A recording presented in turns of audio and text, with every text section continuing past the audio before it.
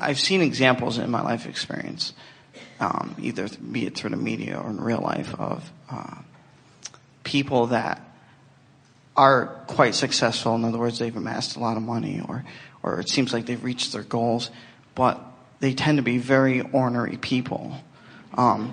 You cannot evaluate from outside of their vibrational gap anyone else's success, because the success is individual coming into alignment of your own far-reaching requests.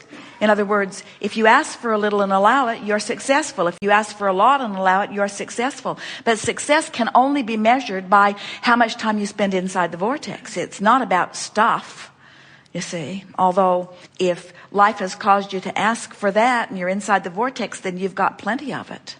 We talked with someone who wants more money, not more work, but more money. And so as he is asking for more financial remuneration, putting it in the vortex, putting it in the vortex, putting it in the vortex is a very common thing for someone with a business to ask for more from a place of not having enough business. And they line up with the idea of it. They line up with the idea of more clients and more volume and more money flowing. They line up with the idea of that. And then the next time you talk to them, they're talking about not having enough time to enjoy their money. And so during that process, now they're asking for something more. Now they're asking for money and time. Now they're asking for money and time and people to assist them. Now they're asking for money and time and people to assist them and clarity. You're constantly, from wherever you are, offering more rockets of desire. And so anytime you see someone who is joyful, we would call them successful. We would call them mostly in the vortex. And when you see someone who is chronically, consistently happy, you can know that the majority, if not all, of what they've been putting into their vibrational escrow is being satisfied. But there are so many things, people use such screwy things as their criteria. It's like sometimes even Esther will say to us, Abraham, you got to give it to me. That person is really inappropriate in that behavior. And we never come out of the vortex and support her in those kinds of conversations. And she'll say, oh, come on, surely you will acknowledge with me that there is something screwy about that behavior. But we never come out and acknowledge that there is something screwy about that behavior, because there is one thing that is always consistent, and that is your emotional guidance system. It will always feel good when you're in alignment with what you want and who you have become, and it will always feel bad when you do otherwise. And so when you learn that, then you have this guidance that you have trained yourself into trusting, and then you always know where you are in relationship with everything else. So then often what happens is Esther will say to us, but Abraham, it's a true thing. It's true. That's why I'm talking about it. It's true. And we say, that's not a good criteria for giving your attention to something. There are plenty of true things that keep you outside of your vortex, just like there are plenty of true things that would take you into your vortex. So the criteria of the truth of something, all truth means is somebody focused upon it long enough and activated it in their vibration long enough that they created it as a reality. And then the statistical historians called it a true thing. And we say there are all kinds of true things that you don't want to experience. So it being true is not a good criteria. And the same thing applies to what is successful. Success doesn't mean somebody getting something that you want. Success means feeling good because you're in the vortex where everything that you want is. Can you feel the difference? I see. So it's the difference between just because somebody has something doesn't mean they're necessarily successful in the sense that they're happy and aligned with source. Someone could be born into a family to a parent who had been a very powerful creator, and they could have more money than they have any, from your perspective, seeming use for. And in that less contrasting environment, they may have put all kinds of different things in their vibrational escrow to which they have not yet found alignment. So you are standing back from your place of having put abundance in your vortex, and so you think that the receiving of abundance is the answer to everything that you are looking for, and you see this person who was born into abundance and they're miserable and complaining all the time, and then you conclude, see, money doesn't make you happy. How often do you hear that? Right. And then many will say, well, I'd rather be unhappy and rich than unhappy and poor. But money does not bring happiness. Alignment brings happiness. And just because someone has money doesn't mean they have alignment. You see, more people on your planet today would say having plenty of money is the symbol of success more than being in their vortex. Most people don't even know there's a vortex. Most people don't know that there is a vibrational counterpart that is offering a signal, and that if you don't match up to it, you're out there raw and ragged. Everybody has emotion, but hardly anybody knows that their emotion is telling them their vibrational proximity to the larger part of who they are. So you got to put a whole different understanding on your statements of what success is. And from our perspective, success is alignment. Success is in the vortex. Success is focused thought. Success is control of the thoughts I think. Success is feeling my emotions and guiding my thoughts deliberately into harmony with the greater being that is really me. That is success.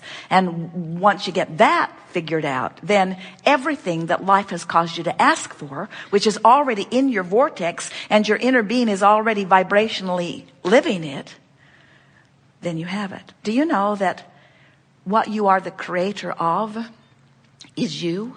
Do you know that you are the product of your own creation?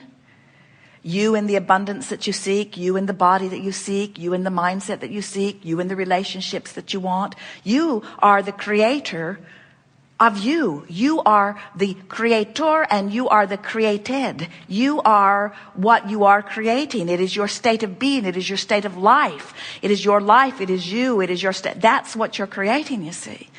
So what happiness is you letting yourself get up to speed with you. And then off you go again. And then you letting yourself get up to speed with you. And then off you go again. It's this eternal platform that we are all on, you see. Some say, well, when do I get it done? And we say, never. That's why you're eternal. You mean I never get it all done? No, then you'd really be dead, and there isn't any of that. If you could ever finally and completely close the gap so there was no more to reach for, it would be over. So guess what happens? Think about this. Could you ever finally close the gap once and for all? Sort of sounds like what it's like for non-physical, doesn't it? Where there's no discernible resistance. You could not discern from your vantage point. You could discern no contrast in the vibration of that which is source. So what happens? Source stands in that non-resistant state of being and sends a part of itself forward into a contrasting environment where more contrast is set forward. Do you understand the importance of what you are about? And do you understand why you shouldn't feel bad about having a step one moment? And do you understand why, once you've had your step one moment, that the source within you is standing there, having become all that you've asked for? Do you understand why it's such a sweet ride in the process of catching up with it?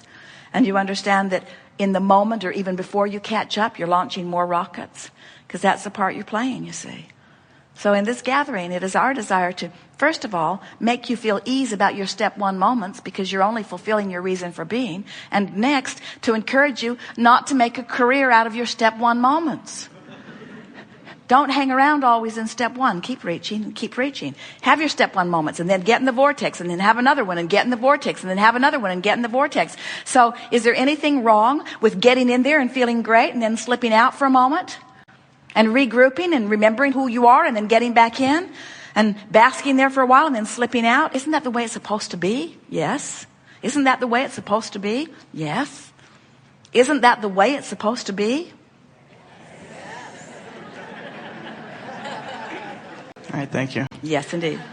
Abraham, I'd like to play with here just a moment. We had a couple conversations yesterday. One was a man who was disappointed because he had reached a level, financial level, a job level in life, and he couldn't see any way he could be advanced. And then the next man I'm visiting with, this man it's a lifetime position. In other words, he can't be advanced from there. He's going to be stuck as Supreme Court Justice for the rest of his life. And he wasn't unhappy with being stuck with no place to grow to. I was struck by that. I was struck by the fact that, I've watched the man's decisions through the years and been, he may hear this someday, but nevertheless, I haven't agreed with most of them. And so I thought that if I ever met him, that we would be not comfortable together. And yet, we met and we're talking of our childhoods, parallel childhoods practically, how we were raised, where we were raised, our family lives. And he talked about Think and Grow Rich and how it changed his life. He talked about how he decided to become a better speaker, and he got all books on vocabulary, and he read every self. And we're talking about all this. We've all done the same things together. And I'm thinking, this man, he made a decision that he was going to reach out to make his life better. And I could see from the time he was a little boy, he always made a decision he spoke of his grandfather as the most wonderful, loving, brilliant man that he ever knew in his lifetime. And I used to do that about my grandfather too. But anyway, my point was that he was successful and extremely happy. And he was successful and extremely nice. I couldn't believe how down to earth and how nice and how excited he was to read our books and so on and so forth. What surprised you about it, and the reason that it fits into this last conversation so well, is because from anybody else's perspective, you cannot evaluate why they're satisfied. Because in the things we talked about, we agreed on everything. There was no disagreement. Well, when you're in the vortex and someone else is in the vortex, you meet in the vortex and you rendezvous on points that are powerful and beneficial to both of you. That's excellent. And what it helps you to understand is you don't have to agree on all of the individual components. You just have to be in the vortex. And the thing that happens with so many people is that they're outside the vortex for whatever reason. Something's bothering them, or there's some injustice that they've seen.